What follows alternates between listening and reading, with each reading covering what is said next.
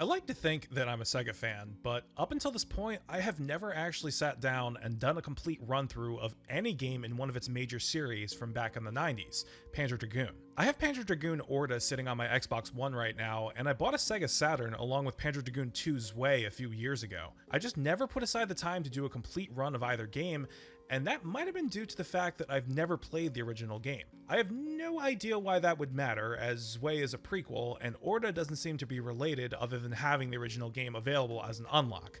The point is that I have not been paying enough attention to this series despite my desire to play the games, and I thought it would be fun to check out the Panzer Dragoon Remake that was recently put out on Nintendo Switch as a timed exclusive and coming to Steam and Stadia later this year. I feel like I may be able to forge a connection with this series if I play through the game that started it all, in a manner of speaking. Panzer Dragoon Remake is, as the title bluntly puts it, a remake of the 1995 Sega Saturn title, complete with new visuals, remastered audio, and even an optional new control scheme, which I will get into later. When these kind of remakes are done, the general idea is to introduce an older game to a newer audience, and as someone with zero nostalgia for the original, I will be reviewing this title with that mindset. Please keep that in mind if you're a fan of the original game. To explain this game to Nintendo fans in the quickest way possible, Panzer Dragoon shares a lot of similarities with Star Fox. Heck, Star Fox may have even influenced this game's development given the timing. To explain what I mean, here's the general gist of Panzer Dragoon's gameplay. Players take control of a hunter who is unexpectedly granted the ability to ride a powerful blue dragon. Using a blaster passed down to you by the previous rider, the player can blast enemies out of the sky with semi-automatic fire, or hold down the fire button to lock onto enemies on the screen and release to obliterate a bunch of foes all at once. Sound familiar? That is not to say that Panzer Dragoon is a copy or a knockoff of Star Fox though, as Panzer Dragoon has its own distinct identity. It's not exactly explained in the best way, as it's just sort of a bunch of text right before the opening cutscene, but the world of Panzer Dragoon is a rather unique one. Civilization has collapsed, and those that remain are scavenging a tough living out of an unforgiving world, where not paying attention for even a second can lead you to getting knocked off your mount by a giant sand crab monster. What remains of humanity has taken to excavating the ruins of the old world to try and find the secret to prosperity, which leads them directly to the dragons.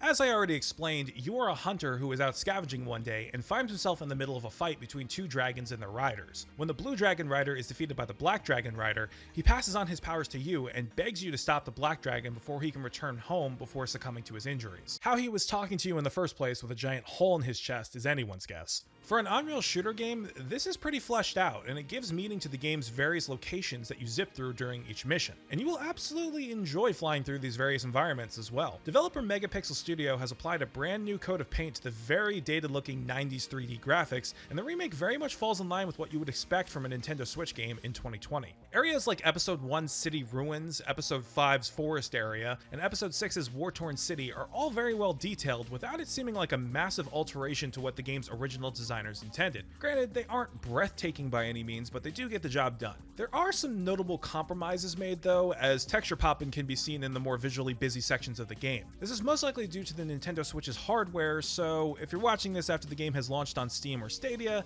this will most likely not be as much of an issue on those platforms. The center pillar of this game is its flight combat mechanics, and it feels like, for the most part, Megapixel Studio did a great job. The game offers two different control schemes. Classic, which maps the dragon's movement and the target reticle to the left thumbstick, and the fire button to the B button. Think of this one as your standard on-rail shooter layout. If you played the original Panzer Dragoon games, then you'll feel right at home with this setup. The game also offers a modern setup as well, which maps the controls out in a way that resembles a console first-person shooter. The dragon is still controlled with the left thumbstick, while the reticle is now controlled by the right thumbstick, with the fire button being mapped to the triggers instead of B.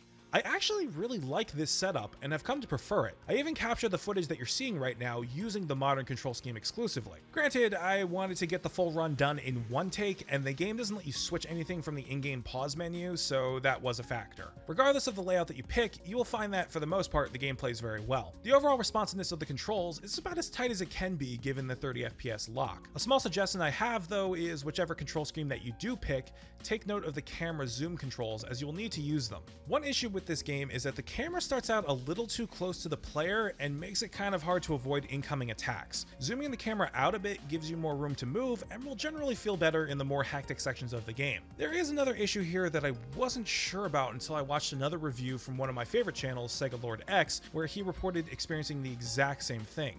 The auto-lock attack in this game seems to have a slight bug where it doesn't always highlight every enemy on the first pass over, sometimes necessitating 2 or 3 swipes of the screen to get everything locked onto. It's by no means a massive issue, as the game usually gives you enough time to lock onto everything before taking any damage, but this can be annoying in later sections of the game when the difficulty ramps up. Speaking of difficulty, I noticed that the difficulty curve in this game is kind of weird.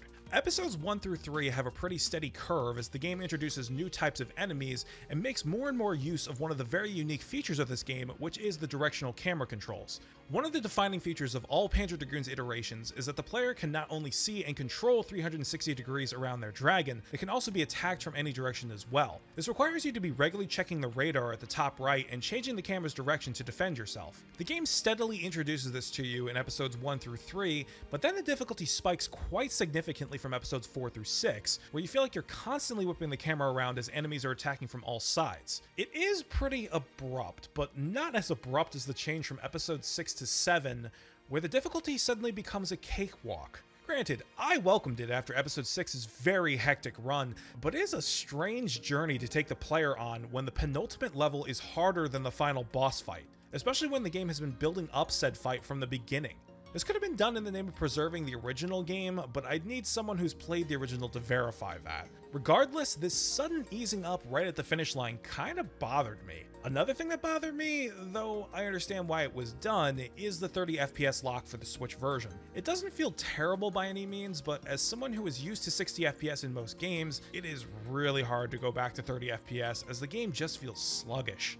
I'm not promising anything, but I may do a follow-up video when the Steam version comes out to see if my opinion of the game is different after playing with what I assume will be an unlocked frame rate. What a frame rate won't change, however, is the length of this game. As far as I know, the original Panzer Dragoon was not a particularly long game, and neither is the remake. While my first run may have taken an hour and a half to 2 hours as I was still figuring out the game, the footage from the run used to make this review was less than an hour.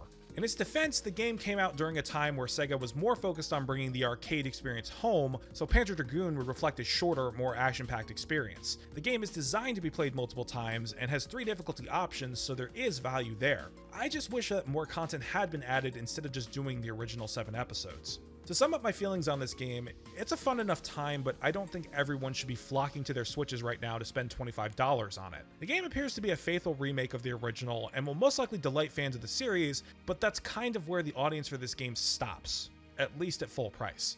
The somewhat shaky lock-on feature, the 30 FPS lock, the weird difficulty curve, and the short length of the game just holds the title back too much to recommend to a general audience at this point. For them, I would recommend waiting for a sale, and if possible, waiting until it arrives on other platforms. But that's just me. What do you think? Have you played Panzer Dragoon Remake? Let me know in the comments. Also, if you like this video, then please make sure to like, and if you want to see more from me, subscribe and hit the bell and all that. Thanks for watching, everyone. Later.